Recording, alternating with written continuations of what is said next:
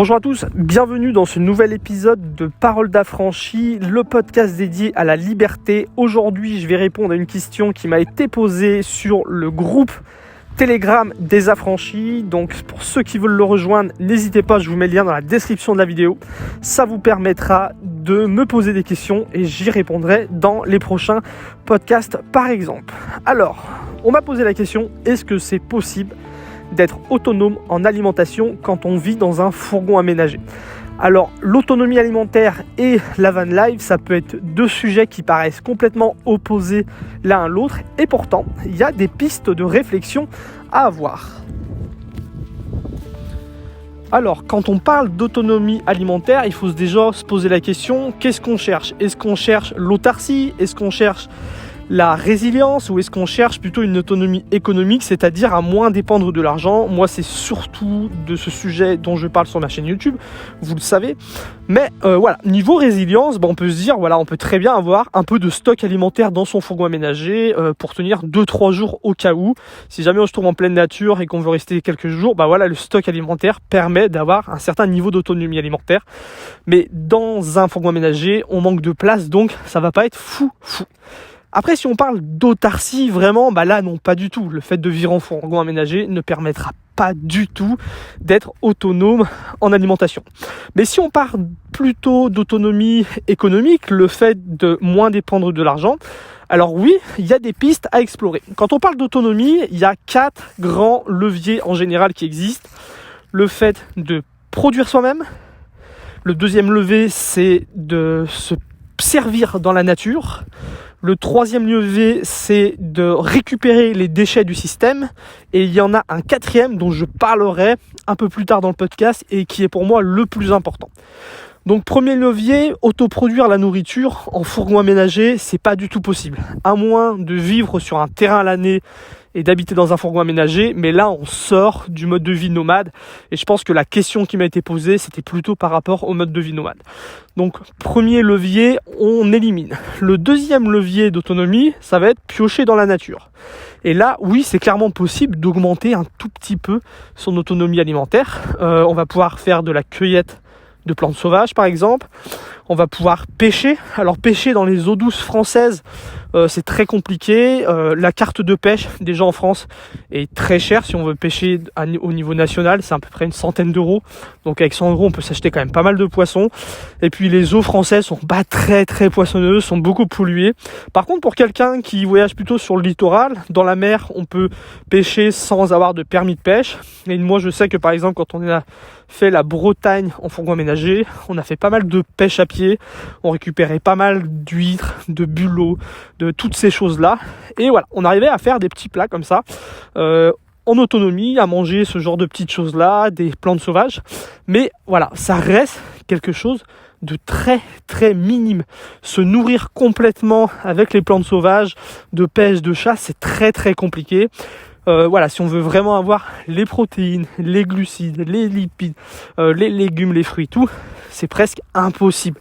Donc nous, ça nous arrive de faire des repas autonomes, on aime bien faire ce genre de petit challenge, des repas de cueillette sauvage, mais ça reste très très très rare. Ensuite, le troisième levier, c'est se servir des déchets du système. Alors je sais qu'il y a des espèces de puristes de l'autonomie, des puristes de l'antisystème, voilà, le genre de personne qui se dit que quand tu prends les déchets du système, c'est pas de l'autonomie, tu profites du système, t'es dans le système. Alors moi, c'est le genre de commentaire que je fuis. On n'est pas là pour faire la quête du Graal de comment vivre en dehors du système et voilà, être totalement en autarcie. Moi, je me fiche de ce discours-là. Le but, vous le savez sur ma chaîne, c'est de simplifier sa vie, d'augmenter son niveau d'autonomie, avoir une meilleure résilience financière pour réussir à ne tout simplement pas avoir besoin de passer sa vie à travailler et consommer. Le reste ne m'intéresse pas trop. Donc quand on veut moins dépendre de l'argent, on peut se servir du système. Le système existe, il est en place, le système économique est là et on peut prendre dedans. Et niveau autonomie alimentaire, il y a énormément de déchets, que ce soit les restaurants, les boulangeries, les grandes surfaces. Moi j'ai voyagé pendant plusieurs mois, voire plusieurs années en me nourrissant essentiellement de récupération. J'ai fait d'ailleurs une série de vidéos, il y en a 2, dans laquelle j'explique un petit peu comment récupérer de la nourriture. Je vous mets les liens dans la description de la vidéo, je ne vais pas revenir là-dessus. Mais voilà, quand on est en fourgon aménagé et qu'on veut avoir un certain niveau d'autonomie alimentaire pour moins dépendre de l'argent, alors on peut se servir dans les poubelles, on peut aller faire le tour des grandes surfaces, des boulangeries, on peut aller glaner de la nourriture dans les champs. Nous, c'est quelque chose qu'on a beaucoup fait et pendant des années, on a voyagé et on dépensait très peu d'argent dans la nourriture.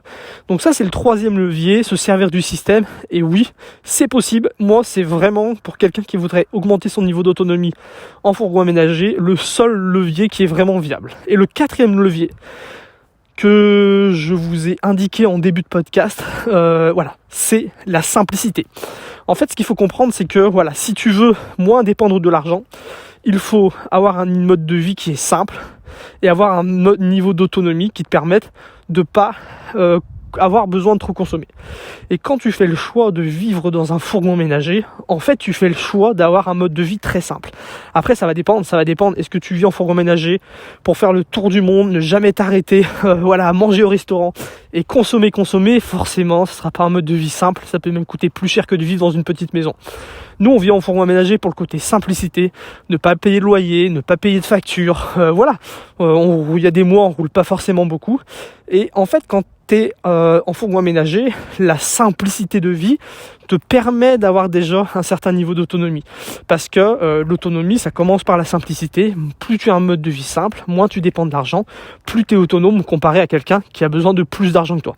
Donc la simplicité, le fait de vivre dans un fourgon, ça peut déjà suffire à atteindre un niveau d'autonomie qui est déjà raisonnable pour ne pas avoir besoin de passer sa vie à travailler. Ensuite, niveau simplicité, moi il y a une piste que je vous recommande de suivre, c'est celle de commencer à imaginer à quoi ressemble votre vie autonome, vos projets futurs, vos modes de vie alternatifs, et de commencer à adapter vos habitudes de consommation à ce projet futur. Ne pas fantasmer un mode de vie et se dire dans 10 ans j'aimerais être en mode autonomie et du coup je vais attendre avant de passer à l'action. On peut déjà par exemple commencer à adapter son alimentation en se projetant dans un mode de vie autonome. Si quelqu'un veut avoir un mode de vie autonome, il va avoir un jardin, il va avoir des poules, il va consommer d'une telle façon, et aujourd'hui vous pouvez commencer à adapter votre alimentation et à l'adapter, à l'imaginer, à mettre en place une alimentation qui ressemblera à l'alimentation que vous aurez quand vous aurez un mode de vie autonome. Nous, avec Cindy, on mange beaucoup de légumes, que de légumes de saison. Niveau protéines, on mange surtout des œufs, et puis sinon de la viande qui va être vraiment des poules, du lapin, ce genre de choses en fait qu'on peut produire quand on est en autonomie.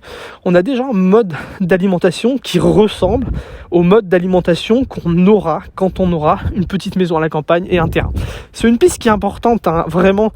Si aujourd'hui vous imaginez dans quelques temps avoir une petite maison avec des panneaux solaires par exemple pour votre électricité, ça peut être marrant dès aujourd'hui d'adapter votre consommation d'électrique, de la réduire en vous projetant dans le futur, en vous disant quand j'aurai une petite maison, dans tous les cas il faudra que je consomme très peu d'électricité parce que l'autoproduction électrique c'est pas magique, ça coûte de l'argent, et dès aujourd'hui vous pouvez commencer à simplifier votre vie et à vous imaginer quelle sera votre vie plus tard et à adapter vos consommations. Et c'est possible de le faire niveau alimentation. Simplifier son alimentation, ça commence déjà, c'est déjà le premier pas vers une alimentation plus autonome. Et puis après, on peut s'amuser quand on est en fourgon aménagé, peut-être à faire de la cueillette sauvage, et pourquoi pas, ce qui aura le plus d'impact, de la récupération de nourriture. Donc voilà un petit peu pour ce podcast que je voulais vous partager, la petite pensée du jour. N'hésitez pas à me poser d'autres questions sur le canal Telegram et allez le rejoindre pour ceux que ça intéresse. Je vous mets le lien en description de cette vidéo. Laissez des commentaires si ce sujet vous intéresse, j'irai les lire, discuter entre vous de ce thème là, ça peut être intéressant, et je vous dis à très vite pour le prochain podcast ou pour la prochaine vidéo. Salut!